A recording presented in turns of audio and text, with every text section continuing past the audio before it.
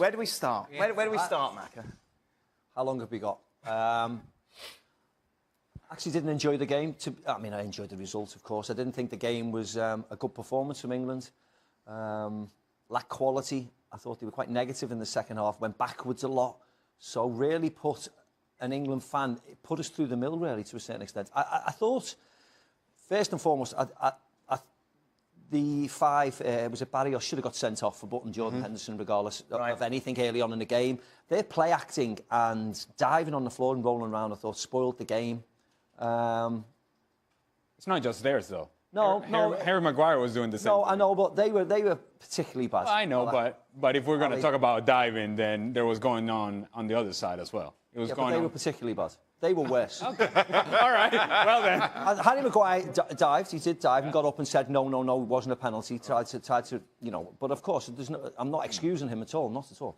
But I just thought they were awful, and I'm probably the wrong person to ask.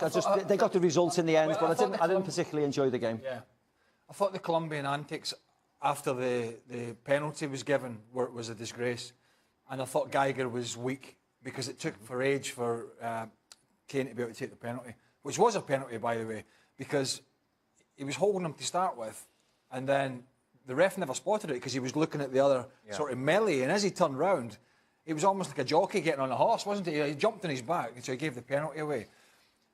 England were the least poor of two poor teams tonight. I think that's the way to sum it up. Colombia offered almost nothing for 75, 80 minutes. And England could have killed this team. But they just... In that final third, it kept breaking down. Dele Alli couldn't get in the game. Sterling made some good moves, some good runs, but it was sort of bouncing off him at the last minute. Lingard should have won a penalty in the second half, but he wasn't clever enough. Should have gone across the defender. They both went to ground. The referee called it correctly. And in the end, I thought once it went all the way to penalties, I thought it was going to be the same old story. I really did. In fairness to England, I thought Colombia were playing for a draw from the opening whistle. When you play three up front, you've got Quintero and Cuadrado sat behind Falcao, and 8 just behind the ball, unable to catch up with any attacking play when you do manage to get forward. It never looked like Colombia believed that they could win this game in 90 minutes and were just trying to get to 120 and hope to beat England from the spot. As a result, I think that stifled England in their own creativity and made it a difficult game to watch. But Colombia, for me, offered absolutely nothing. I think what Colombia offered was the idea that this is the way that they were going to win the game. I don't think Colombia stood on the field and thought and looked across and said, we have a good enough team to beat England, unless we start doing things that disrupt England, that frustrate England, that frustrate the referee, that give us some calls, give us some set pieces, and maybe Jerry Mina gets on the end or something, and then we win this match. I also think the fact that you don't have James Rodriguez on the field makes a huge difference for Colombia. James Rodriguez, not only the performance that he can give you, he frees up other players to do different things on the field. When he's on the field, then Quintero can play either underneath him or just in front of him. Cuadrado can go and play out in a wider area rather than underneath. When Cuadrado's playing underneath, he's taking his own space away, and there's no option for Colombia to go on the attack. James Rodriguez makes a big difference. Take Harry Kane out of England. Sure. Take Neymar out of Brazil. Take Ronaldo out of Portugal. I mean, this is the sort of impact that you have when your best player and the guy that you look to, your key piece, is not there. Now you start searching and say, where are we going to get the creativity from? Where's going to be the guy that's going to put the ball down and play for us? That wasn't there for Colombia, so they searched for another way to win the game. I didn't like it. I didn't care for it. But in the end, that's how they thought they would give themselves a chance. And they gave themselves a chance. Made it all the way to penalties. I thought England allowed them back into the game. Yeah. When they won, they're quite comfortable, England. But every pass seemed to go backwards and backwards, and they just lost that momentum of going forwards all the time. So as soon as you start going backwards to the centre defenders, to the goalkeeper, they will start jumping 10 yards further forward, and that's what, I mean, the goal was, I think, their first corner of the whole match, and you can see they're a big side, I get that.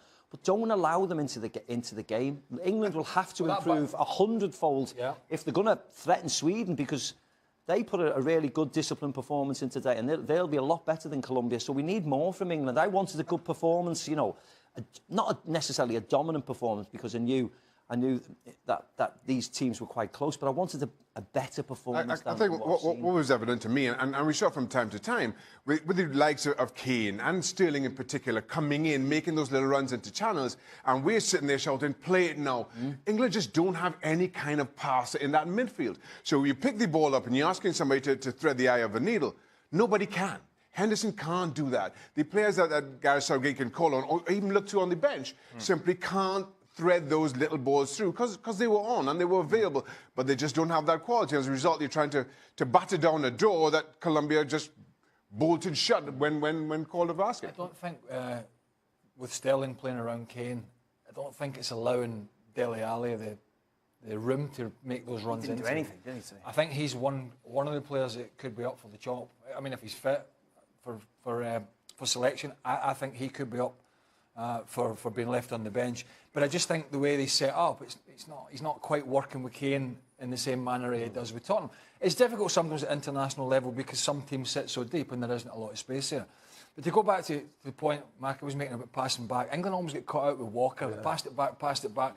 Then he took too long on the ball and they almost got caught out. The other side is, I think he might look at his substitutions. He brought Vardy on, they had two up front. Vardy never got a kick. You might look to break, you might be thinking for future reference, a go away Loftus-Cheek coming on. Yeah. Keep Kane up front, try and take control in the midfield towards the end of the game. Plus the fact Loftus-Cheek against a big side like Colombia gives you an extra body from set pieces. And I think that is something that England and Southgate might look at, particularly against Sweden, who, like Colombia, are very good and do target long throws and set pieces. To your point about Jamie Vardy, he comes on the field and then naturally you see Harry Kane dropping in a position where he's more of a playmaker. I don't think he's as effective there as he would be as an out-and-out striker. So you're losing Harry Kane's presence up top and you're really not gaining much underneath either. And so it feels like a wasted opportunity to find other options. Harry Kane should be your guy up top. That's it. You don't move him from there because anytime that he's there, there's a real opportunity for him to score a goal. I think Southgate will say, honestly, I'm sort of trying to think what he'll say. I think he'll say we're through. I think he'll say we're through, but we can.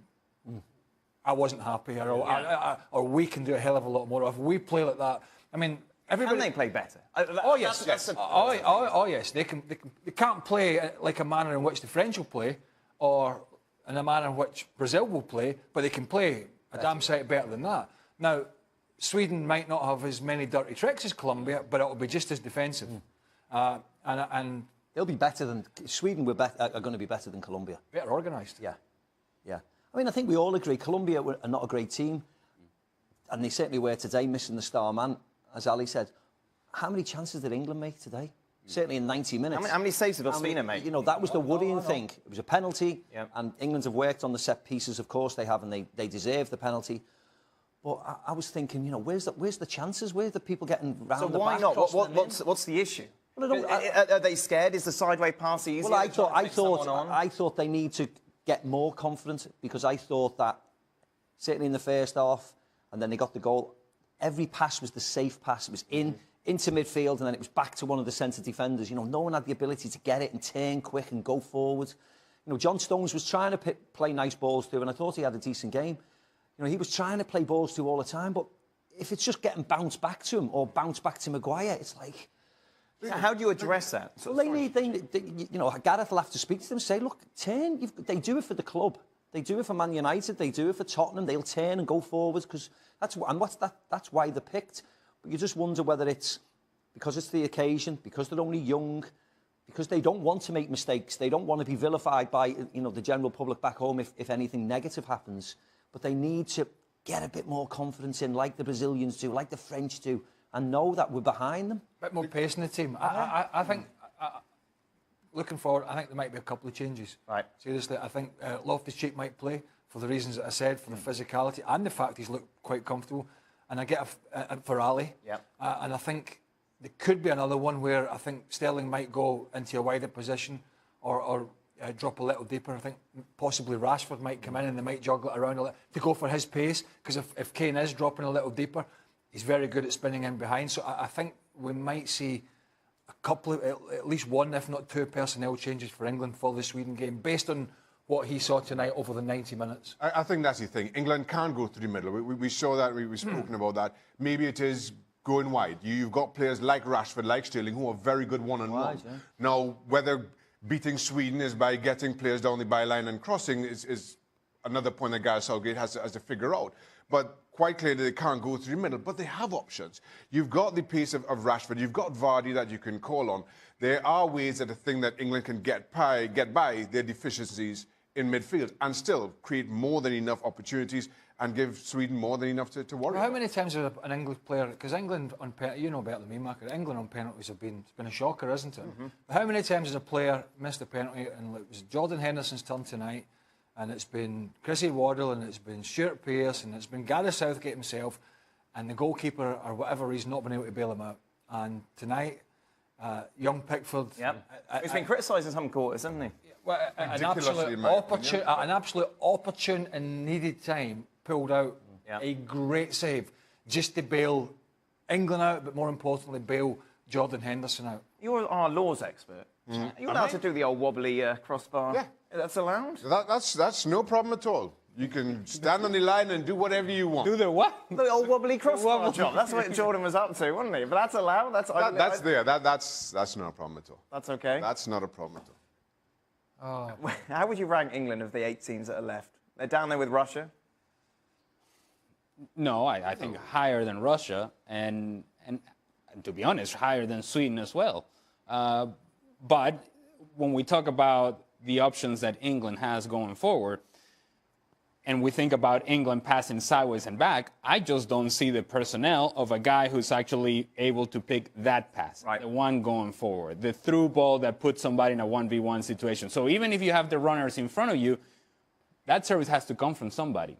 Jordan Henderson is not that guy. So Iniesta's out. Can we pick him up? No. Yeah, it doesn't work that way. So where is that ball going to come from? Because you can do all the movement in front of it, but the production has to come from somewhere in the middle where you can actually find that ball and spread teams apart. Sweden, they're not going to spread themselves. You're going to have to find a way to spread that team apart. Look, at the end of the England-Belgium game, when you looked at this side of the draw, you thought this was England's biggest stumbling block between getting to the final. No, Colombia were desperately disappointing. I expected a whole lot more from them. But by hook or by crook, England got through. Yep. And they achieved the result on the side of the bracket that they wanted. And now Gareth Southgate is happy with the decisions he made. I was critical of him for in playing against Belgium. So you take that. And despite the poor performance, despite all the worries and the concerns, you take the result and you go marching on. Because on paper, as we stand here, England are better than everybody else on their side of the bracket. Can I just say that from an outsider's perspective, I have nothing to do with England, but I am curious as to how the ceiling for England keeps moving as the competition goes on. And it fluctuates, and it goes to all sorts of different places. And so now you're playing Sweden. So if we had said to you prior to the tournament, well, you get to the quarterfinals, you lose in the quarterfinals, that's about what you would have expected and certainly hoped for. Yeah. Now you lose to Sweden, and it's like, oh, well, now we're disappointed because we're better than Sweden. So it's a moving target for these players. What are the expectations for themselves? Those are the important ones. That within that locker room, what do they expect from themselves, regardless of what's happening on the outside? Pressure is Iceland and all these other games. You take the England 1-11 and you put the Sweden 1-11 in, and it's not even a comparison. Yeah, exactly. It's not comparable. But that doesn't mean Iceland wasn't comparable in the Euro. It doesn't mean you can't play. You're only going to get away with playing like that so many times. What's the feeling in the locker room? Would you suggest? Is it yes, we're through to the I think it is. quarterfinals, I think it'll be yes, we're through to the quarterfinals. But also, if they're going to advance and go forward again, they have to improve it. I think it's like we've said with a number of teams. This was a wake-up call for England, but they've gotten through, thankfully. Yes. You know, it's not a Spain where they've gone, we should have won there, and they've gone home. They've gotten through, as Shaka rightly said, but they have to play a whole lot better because Panama and Tunisia, it was a long time ago, and we know what type of teams they were. Yeah. They didn't turn up, of course. That 11 didn't turn up against Belgium. They were back in today. Odds were in their favour. They were fresher than Colombia. Colombia were poor. They were missing their maestro, and they stumbled through. Yeah. They cannot afford to stumble against Sweden. And if they get away with it against Sweden, someone will knock them out. So regardless of getting to the quarters or the semis, if they keep on playing, someone will beat them. But if this game wasn't a wake-up call, nothing will be, surely. In the sense that... No, but it's a good wake-up call. Yeah. It's a wake-up call. There's still you go back to the hotel, hey, and you're like... you know, great, we're in it. We're in the damn thing, and we're either, don't matter if you're playing Brazil or Sweden or however. The one thing England, if they haven't got great passers in the middle of the park, and they haven't, they've got tidy passers, is they've got to be able to inject a bit of pace into the game. If you look at Brazil in particular, I know we're talking about some of the great players, but you look at the pace that Willian injected against Mexico. If England can do that to Sweden with a Rashford, with a Sterling, and people like that, it will open up for them. But if they just play as pedantic and as slow as they did, it will be a difficult 90 minutes within themselves, yeah, because Sweden will just be organised. So if you're slow, you will allow them to get behind the ball, to set up, and that'll do them. But if you're quick, you know, pace is everything nowadays. If you're quick and you go forwards and you pass forwards, you know, you'll be able to cut through teams. But if you're slow and just side to side to side, we've seen it any tournament, Spain, Russia, a lot of the games, anybody can get back in a nice shape if you're just dilly-dallying with the ball there and going backwards and going to the goalkeeper. Craig Burley is joining me, and you'd think that in this World Cup season we wouldn't have to go looking for rumors to talk about, but we do, because this is a big one. That man right there, Cristiano Ronaldo, no longer at the World Cup, so some rumors are flowing that he could be going to Juventus, that Juventus are ready to splash some cash that I didn't really know they had, but apparently they do, Craig, to take Ronaldo away from Real Madrid to Turin. Do you even buy into this one bit? No. I mean, you're right. It is silly season. You know, Ronaldo. Whether it's Ronaldo's people, whether it's Real Madrid, who some are saying, well, they want to get him out. Even if they did, I don't see Juventus as a fit for him. It's not. I don't think Max Allegri would be. I don't think that he needs that at the moment in time, and I don't think they're looking to be paying that amount of money for a guy who is as old as he is, and he's 30s, as good as he is, but there's no return on that investment. And then you've got the salary and all that on top of it. The stats don't lie, right? Yeah. But neither does age, and neither does Mother Nature. And when your body starts to slow down, so basically I don't see this happening. I see this as posturing, where whether it's more money he wants at Real Madrid, or whether it is Real Madrid that want him out, I don't know. I just think these things always pop up at this time. Could it be because of the ongoing rumors that Neymar might be a target for Real Madrid, and if they offload somebody like Cristiano Ronaldo, they could go right ahead and pry him away from PSG?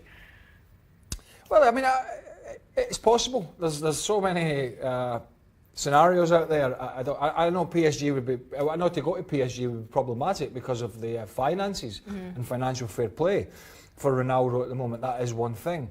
Man United. I mean, you know, for Man United globally, not at that price, but globally and commercially, and on the field, it would be a deal for them. Jose Mourinho obviously has a good relationship with him, but again, not at that price, not at his age. I don't know. I mean, you know, is Neymar going to go to Madrid? I mean, he might do. I don't know. He could roll his way to Madrid, by the way. He could roll his way to Madrid from Moscow. Not a bother. Literally. So, yeah. I mean, I don't know. If you ask me now, will Cristiano Ronaldo be playing the first game of the season for Real Madrid domestically in Spain? The answer is yes. And if you ask me now, will Neymar be rolling about come that time? The answer is yes. Well, so I don't think these are. I'd be surprised if this is a transfer that's even close. All right, well, Craig Burley is not buying any of these. Neymar rolling his way. I've seen all the memes of Neymar rolling in my head all the way to Real Madrid's door. Giving it a good goal. He has indeed. Well, we'll continue tracking this one here at ESPN FC. Greetings from Moscow. Hercules Gomez, Sebastian Salazar for ESPNFC.com. Herc, I think a lot of people saw our segment on ESPN FC last night, me yelling back and forth at the guys in studio. Clearly some of my frustrations about the Mexican national team starting to boil over. I've had 24 hours to cool off a little bit. But you know, in the Mexican press right now, there's a big discussion how to properly catalog this tournament. Failure, disaster, success, somewhere in between. Where do you put it? Okay. The Mexican national team had it very clear, very simple. El quinto partido or bust. They didn't get there, so bust. But let's be very clear about this. They defeated the defending World Cup champions in Germany in the first game in very convincing fashion. The second game, they dominated South Korea. 6 points out of 2 games, and in disaster truck versus Sweden. And then you have to go in playing the fifth, potentially for the 5th game against Brazil. This Brazil, Coutinho, Neymar, Willian, Paulinho, it was always going to be difficult. There is no shame in losing. There is dignity in losing, especially the way they did. Great effort, but I think it's somewhere in between. If you talk to people back in Mexico, it is a complete and utter failure. I don't see it as that, but I think if the end goal is the 5th and final game, then yes, bust. Some news today, Oribe Peralta announcing his retirement from the national team. He's one of a few players, and I don't think necessarily he fits into the golden generation quite. He's a little bit older than that. But when you start to look at the guys who are the base of this team, it is very unlikely that they will be here with the Mexican national team for Qatar and the World Cup in 4 years' time. You know the Mexican youth structure extremely well, having played there for most of your professional career. Are there players who can come into this group and at least keep Mexico at the level that we've seen, not just in this World Cup, but in the previous qualifying cycle? Not enough at the moment. If you look at Liga MX domestic league and how they completely ignore the young domestic devalue by bringing in foreign players. Correct. Yes. There are no Mexican players coming up through the ranks. Because of that, you saw the second team, the B team, participate in Gold Cup, and it was a domestic league team. Players that aren't even starters don't participate a lot, and that was a complete and utter failure on their part. So you would have to say there aren't anybody stepping in, and they won't be anybody stepping in anytime soon, unless things change in Liga MX. When you get to a World Cup and guys have good performances, people start talking about the jump to the next level. Chucky Lozano is an obvious one. Hector Herrera is another obvious one. Give us some other guys on this team who, with their performance, prove they're ready, either if they're in Europe to make a jump to a next level in Europe, or if they're playing in Mexico to make that jump overseas.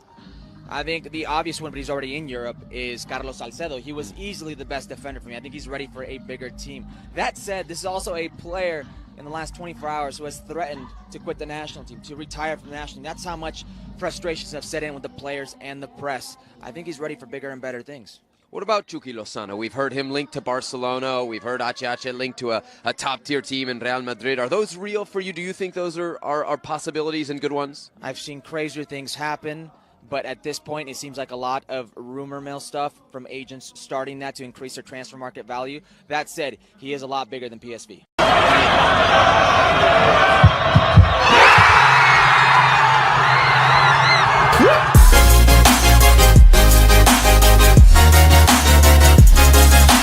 I'm sure you've all seen it on social media. It's definitely coming home, unless England start to believe it's coming home, which then increases the pressure on them and they panic, and then it's not coming home. But maybe they'll think of that, and that will take the pressure off. Will mean it is then coming home. I don't know. How many England fans really do think it's coming home? Coming home. Come on, boys. Is it coming home? Is it coming home? It's coming home! It is coming! Harry Kane's going hat-trick! England fans, is it coming home? It's coming home! So you don't think it's coming home for England? No. We're coming home, but like to the airport. Is it coming home? Yes, most definitely. It's coming home. It's coming home. It's in the bag, mate. It's in the bag. It's coming out. The World Cup's coming home. We've had 60 years of now is time. Is it coming home? Yeah, football's coming home. We think we're going to win. It's going to make history for Colombia. Today, I think it's going to be 1-1. England win on penalties. Oh, there seems to be a lot more Colombia fans. Vamos! Vamos, Colombia! Is it coming home, guys? Narrow England win, 2-1 win for us. And is it coming home? Probably not, but we'll get through this one first and then we'll have a chance in the semis, I reckon. Go Colombia! Come on, Colombia! Today's Halloween. I feel privileged with Mr. Optimistic himself, Mark Ogden. How optimistic? I think Southgate was right to rest players against Belgium. They've got Colombia, what have they ever achieved? I mean, Colombia got one Copa America. They never get beyond the quarterfinals of the World Cup. I mean, they're like the South American version of England. Do they handle pressure? I don't know. I mean, so tonight, if you just said before the start of the tournament, Colombia second round and then Sweden or Switzerland, Russia or Croatia standing between you and the final, it'd be, really?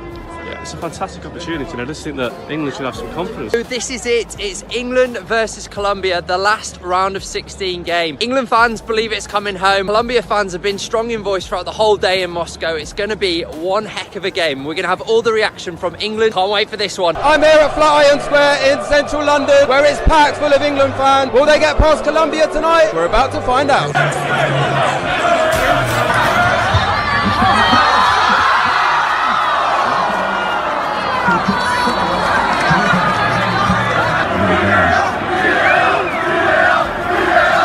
Very few chances here in the first half between England and Colombia. Let's see what happens in the second half.